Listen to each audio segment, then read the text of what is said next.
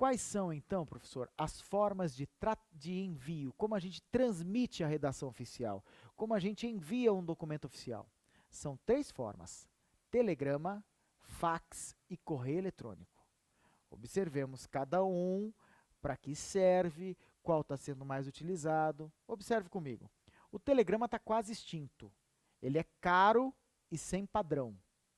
Os Correios têm um modelo nas agências e em seu sítio na internet. Pode fazer o exercício 69. Muito bem, vamos à correção. Não há padrões rígidos para telegramas, devendo-se seguir a forma e a estrutura dos formulários disponíveis nas agências dos Correios e em seu sítio na internet. Certo, é o gabarito. Pode fazer o exercício 70. Vamos à correção. Falso é o gabarito.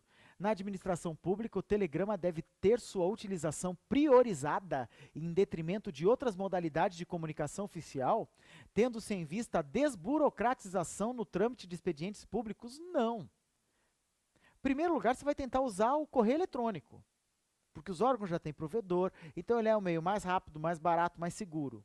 Não conseguiu usar e-mail? Vai usar fax. Por último, o telegrama. Ele é caro, sem padrão. Vamos, então, entender a forma de transmitir documento oficial chamada fax.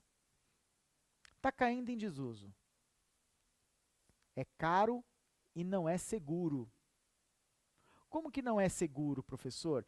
E por que é caro? É caro pelo recurso humano. Custa caro um servidor de um órgão público gastar seu tempo imprimindo fax, transmitindo fax. A gente quase não tem mais esses aparelhos por departamento. Esses aparelhos estão nos corredores.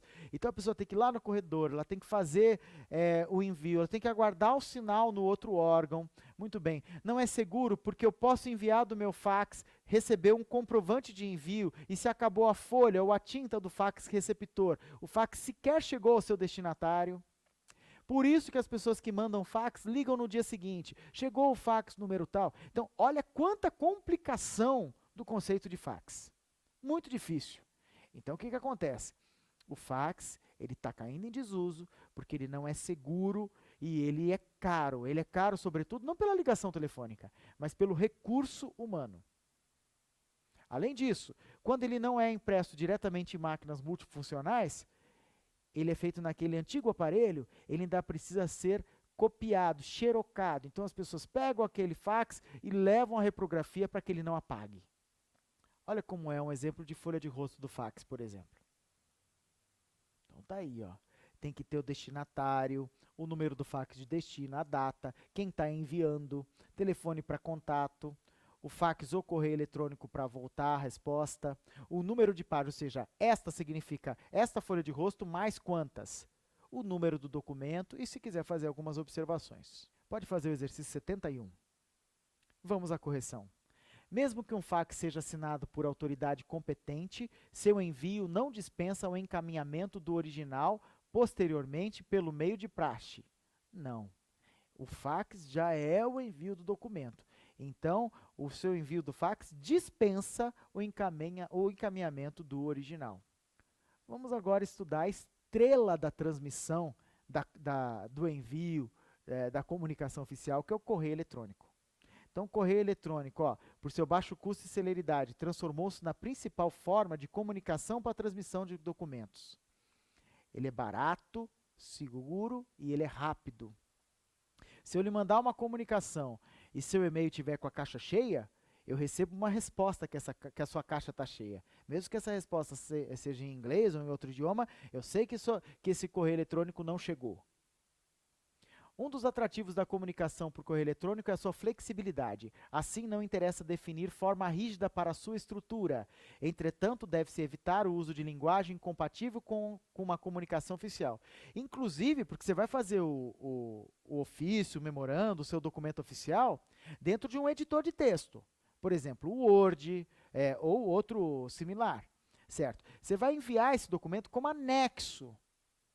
Isso. Naquele campo da mensagem, usando a norma culta, mas sem padrão, você só vai dirigir, encaminhar a pessoa tal, do departamento tal. Você vai distribuir, eu diria melhor. Certo? Então, olha só, o documento é feito no padrão ofício. Ele é encaminhado como anexo. E você ali naquele campo da mensagem, de no máximo 5 linhas, apenas distribui para quem vai, do que trata. O campo assunto do formulário do correio eletrônico, mensagem deve ser preenchido de modo a facilitar a organização documental tanto do destinatário como do remetente. Precisa ser escrito o assunto do documento. Para os arquivos anexados à mensagem, deve ser utilizado preferencialmente o formato hashtag, que é esse da letra Times New Roman, por exemplo. A mensagem que encaminha algum arquivo deve trazer informações mínimas sobre o seu conteúdo. Beleza? Sempre que disponível, deve-se utilizar recurso de confirmação de leitura. Caso não seja disponível, deve-se constar da mensagem pedido de confirmação de recebimento. Favor confirmar o recebimento. Observe o slide. Nos termos da legislação em vigor, para que a mensagem de correio eletrônico tenha valor documental, isto é, para que possa ser aceita como documento original, é necessário existir certificação digital que ateste a identidade do remetente, na forma estabelecida em lei. Não há rigidez para o que estiver escrito no campo da mensagem. No entanto, os documentos oficiais são feitos no Word ou programas parecidos e anexados. Pode fazer o exercício 72. Vamos à correção. O uso do correio eletrônico e e-mail nas instituições tornou-se uma importante forma de comunicação devido a seu baixo custo e rapidez. Não há uma forma rígida para a estrutura desse tipo de comunicação, entretanto, deve-se evitar o uso de linguagem incompatível com a comunicação oficial. Certo é o gabarito. É dispensável o assunto ou é indispensável? Indispensável. Errado é o gabarito da B.